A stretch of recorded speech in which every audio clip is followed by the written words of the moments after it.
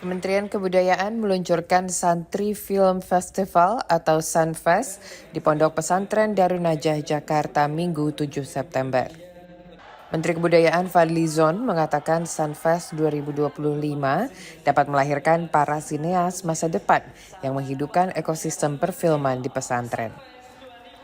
Program ini diisi berbagai kegiatan seperti lokakarya untuk membina talenta di ekosistem pesantren, diikuti dengan festival film pendek dan film panjang.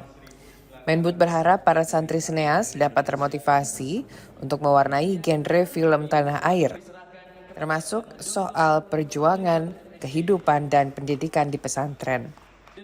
Saya yakin banyak sekali bakat-bakat, talenta-talenta yang terpendam di pesantren. Karena jumlah pesantren di Indonesia ini ada 42.000 pesantren ya. Dan banyak tentu kisah, cerita, aspirasi, inspirasi baik dari dalam pesantren sendiri maupun dari apa yang telah menjadi kajian termasuk storytelling yang lahir dari para santri dan juga tentu saja bisa menjadi semacam media dakwah maupun media budaya yang penting ke depan gitu. Menurut Fadly Zon, perfilman menjadi bagian dari ekspresi budaya, juga platform yang efektif dalam upaya membangun hubungan antar masyarakat melalui soft power. Dari Jakarta, Arya Sindiara, Asfar Muhammad, Kantor Berita Antara, mewartakan.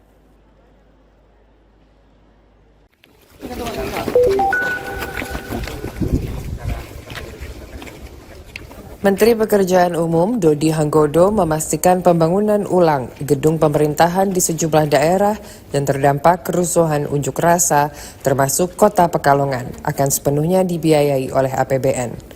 Pemerintah pusat menyiapkan anggaran awal sekitar 900 miliar rupiah yang kemungkinan meningkat menjadi 1,1 sampai 1,2 triliun rupiah seiring dengan perkembangan kebutuhan di lapangan. Dodi dalam kunjungan di Kota Pekalongan Minggu 7 September menyebut proses pemulihan dan pembangunan ulang ditargetkan rampung pada akhir 2026 mendatang. Satu versi rusak berat ya harus dirubuhkan dan dibangun ulang. Cuman masalahnya tadi itu ternyata cetak birunya pun kebakar. Jadi kita harus mendesain. Cuman kan saya juga tidak mau seorang kepala daerah itu nggak punya kantor dan DPRD juga tidak berfungsi. Jadi kita mau berusaha mengerjakannya secepat-cepatnya. Tadi dikatakan sekitar hampir setahun setengah Bu ya. Sampai akhir 2026 Pak. Sampai dengan akhir 2026. Saya berharap bisa lebih cepat dari itu. Dodi menambahkan bahwa sejumlah bangunan yang mengalami kerusakan berat seperti di Pekalongan harus diratakan dengan tanah sebelum dibangun kembali. Hal ini dinilai lebih efisien dibanding mempertahankan bangunan lama. Sementara itu, Wali Kota Pekalongan Ahmad Afzan Arslan Junaid mengungkapkan pelayanan publik di lingkungan pemerintah kota tetap berjalan meski gedung utama tidak bisa difungsikan. Para ASN dipindahkan sementara ke sejumlah lokasi alternatif seperti Aula Dinas Perdagangan, Koperasi dan UKM, Dindakop UKM Kota Pekalongan. Ya ini alhamdulillah kalau gedung sudah di cover oleh Kementerian PUPR ya kita sangat bersyukur sekali sesuai dengan doa kita karena kita tidak mau pelayanan baik bantuan-bantuan sosial ke masyarakat melalui APBD ini terkurangi karena kita fokus membangun gedung baru. Enggak, saya sampaikan gedung baru tidak akan menggunakan APBD sampai dengan kapanpun. Sebelumnya pemerintah Provinsi Jawa Tengah mengalokasikan 1,5 miliar rupiah untuk pemulihan pasca kerusakan untuk sarana prasarana dasar. Dari Pekalongan, Jawa Tengah, Yusuf Fatoni, Kantor Berita Antara, mewartakan.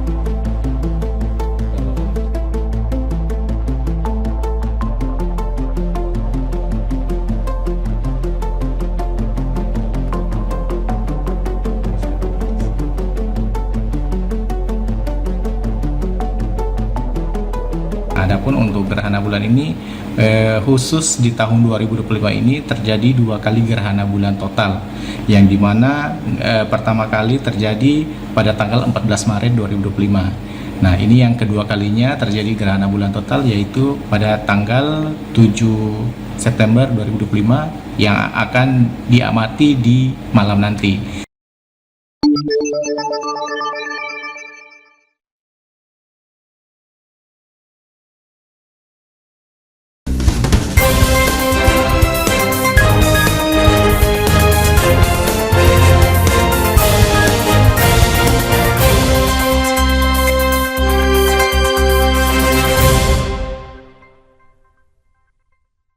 Halo Sobat ATR BPN, tanahmu ingin disertifikatkan? Pasang patok dulu, baru nanti tanahmu diukur. Kenapa harus pasang patok dulu? Ada keuntungan dari pasang patok. Pertama, pengamanan aset dengan kepastian batas bidang tanah. 2. Meminimalisir sengketa dengan pemilik bidang tanah yang berbatasan. 3. Memudahkan dan mempercepat petugas pertanahan untuk mengukur dan memetakan tanahmu. Pasang patok itu gampang, bisa dilakukan sendiri, karena bisa dibuat dari beton, pipa besi, pipa paralon, atau kayu. Tapi ingat, yang pertama, pemasangan patok itu harus kesepakatan antara pemilik tanah dengan tetangga yang berbatasan. 2. Ukuran patok tanah yang dibuat sekurang-kurangnya sepanjang 50 cm. Nah, kalau patok sudah terpasang, tanahmu bisa langsung diukur petugas Kementerian ATR BPN untuk ikut program pendaftaran tanah sistematis lengkap atau PTSL. Tanahmu jadi bisa lebih cepat bersertifikat. Ayo pasang patok tanahmu, pasang patok anti cekcok, anti caplok.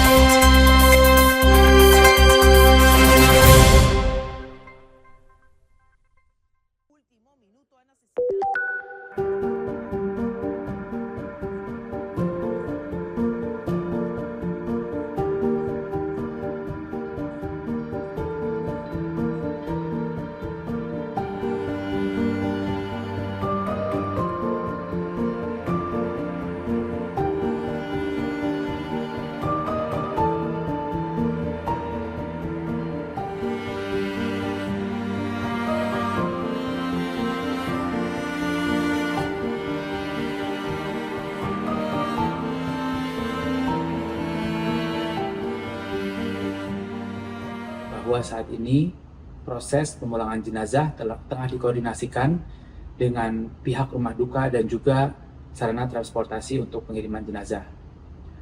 Apabila semuanya berjalan lancar, diharapkan jenazah akan dapat tiba di Indonesia pada 9 September 2025.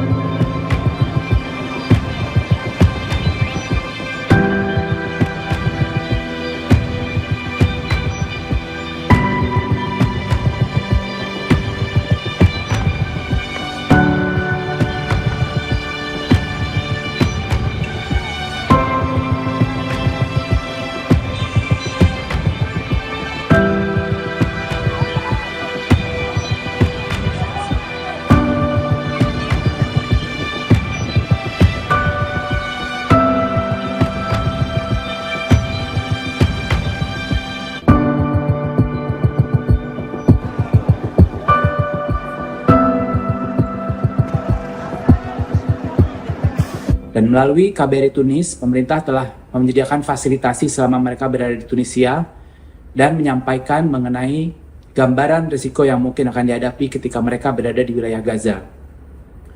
Pemerintah juga telah meminta KBRI Kairo dan KBRI Roma yang merangkap wilayah akreditasi Siprus untuk terus memonitor keberadaan flotila tersebut.